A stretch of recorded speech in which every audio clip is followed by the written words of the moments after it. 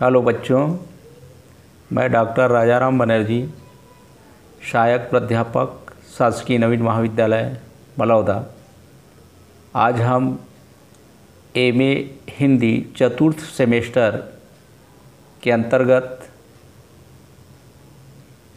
Karl Marx और उनके सिद्धांत पर प्रकाश डालने जा रहे हैं। बच्चों, प्रगतिवाद का संबंध मार्क्सवाद से ही है। राजनीति के क्षेत्र में जो मार्क्सवाद है, साहित्य के क्षेत्र में वही प्रगतिवाद है।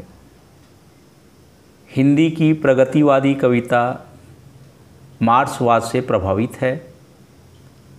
प्रगतिवादी विचारधारा का मूलाधार मार्क्सवाद या साम्यवाद से है, जिसके प्रवर्तक कार्ल मार्क्स थे।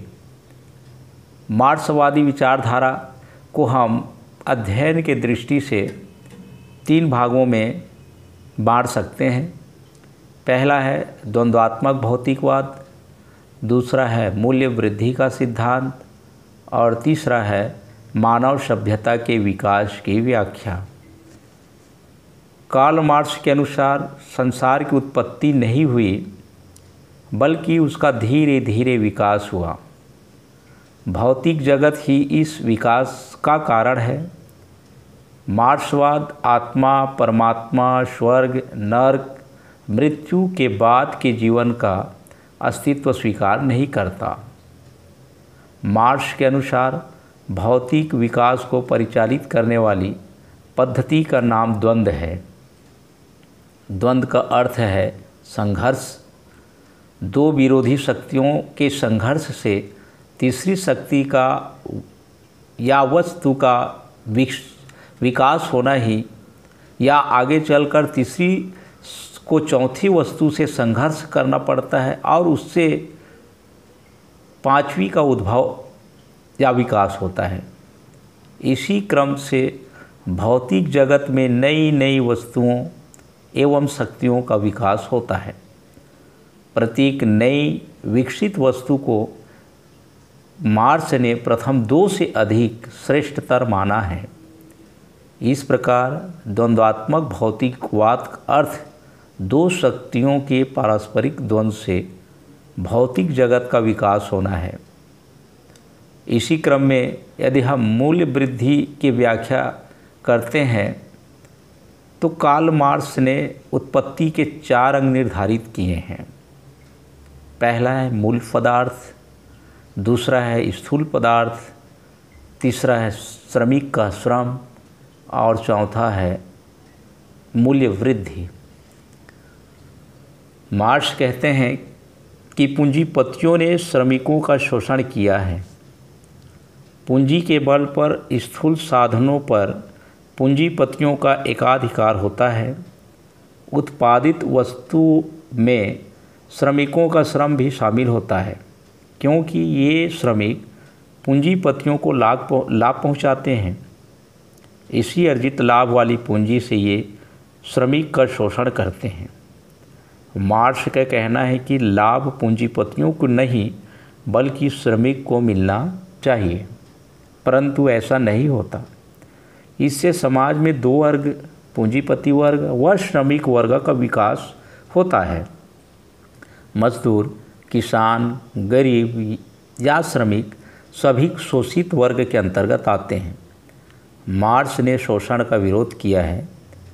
वे इसे समाप्त करके साम्यवाद स्थापित करना चाहते हैं। कार्ल मार्क्स दुनिया के सभी मनुष्यों को, चाहे वे किसी भी जाति या देश से संबंधित हो, 2 जातियों या वर्ग मानते हैं। इन्हें 4 कालों में बांटा जा सकता है। पहला है दास प्रथा, दूसरा है सामंती प्रथा, तीसरा है पूंजीवादी व्यवस्था और चौथा है साम्यवादी व्यवस्था। प्रथम युग दास प्रथा का युग था। इस युग में श्रमिक के व्यक्तित्व, उसके श्रम, उत्पत्ति के साधन व उत्पादन, इन सभी पर मालिक अर्थात शोषक का पूर्ण अधिकार था। दूसरा युग जो सामंती प्रथा था, समांती युग के रूप में आया। इस युग में मजदूर के व्यक्तित्व को स्वतंत्रता मिली, परंतु शेष तीनों पर शोषण का अधिकार था।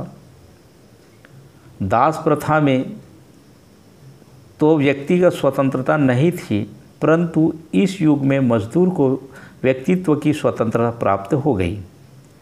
इस प्रकार यह नई व्यवस्था पुरानी दास प्रथा से बेहतर थी। आगे क्रम में तीसरा युग पूंजीवादी व्यवस्था का था। इसमें मजदूर के व्यक्तित्व एवं उसके श्रम पर मजदूर का अधिकार हो गया था, परंतु शेष दो पर अभी भी मालिक अर्थात शोषक का ही अधिकार था। मार्क्स का कहना है कि मजदूर वर्ग को लाभ तो तभी प्राप्त हो सकता है जब उत्पादन के साधनों पर उसका पूर्ण अधिकार हो। ऐसा इस चौथा युग साम्यवादी व्यवस्था में ही संभव था और इसी को कार्ल मार्क्स लागू करना चाहते थे। इस व्यवस्था में मजदूरों की सत्ता होती है। इस व्यवस्था में मजदूरों की प्रतिनिधि सरकार द्वारा उत्पादन के सभी साधनों पर नियंत्रण होता है। प्रत्येक को उसके श्रम के अनुरूप फल की प्राप्ति होती है। मार्क्सवाद का मुख्य लक्ष्य साम्यवादी व्यवस्था को स्थापित करना था। मार्क्सवाद के अनुसार इस व्यवस्था में वर्गभेद तथा शोषण का अंत हो जाएगा, इसलिए राज्य की आवश्यकता नहीं रहेगी। इस व्यवस्था के लिए मार्क्स क्रांति को भी आवश्यक मानता है। मार्क्सवाद धर्म, ईश्वर, स्वर्ग, नर्क इत्यादि का विरोध करता है। वे तो धर्म को अफीम की संज्ञा देते हैं। पूंजीपतियों के प्रति घृणा, शोषित वर्ग के प्रति सहानुभूति व प्रेम तथा नारी का यथार्थ चित्रण करता है। हिंदी साहित्य में प्रगतिवादी चेतना की शुरुआत 1936 ईस्वी से पहले ही तय हो चुकी थी। रूस के साम्यवाद तथा पश्चिमी देशों का प्रभाव भारत पर हुआ। यहाँ के बुद्धिजीवी वर्ग इससे प्रभावित हुए। छायावाद से साम्यवाद का प्रभाव परिलक्षित होने लगा था। इसमें सूर्यकांत त्रिपाठी निराला, सुमित्रा नंदन पंत आदि का नाम उल्लेखनीय है। सन 1935 ईस्वी के दौरान भारत में साम्यवादी आंदोलन की शुरुआत हो गई थी। पेरिस में 1935 ईस्वी में स्थापित प्रोग्रेसिव राइटर्स एसोसिएशन नामक अंतर्राष्ट्रीय संस्था की स्थापना हो चुकी थी, जिसकी एक शाखा 1936 ईस्वी में भारत में स्थापित हुई। इसे स्थापित करने का श्रेय सज्जाद जहीर व डॉक्टर मुल्क राज आनंद को जाता है। सन 1936 ईस्वी में प्रगतिशील लेखक संघ की स्थापना हुई, जिसका पहला अधिवेशन मुंशी प्रेमचंद की अध्यक्षता में लखनऊ में हुआ। प्रगतिवादी साहित्य ने शोषण के विरुद्ध आवाज़ उठाई एवं किसानों, मजदूरों को संघर्ष के लिए बल प्रदान किया। प्रगतिवादी साहित्य जन साधारण के लिए काव्य की रचना करता है। धन्यवाद।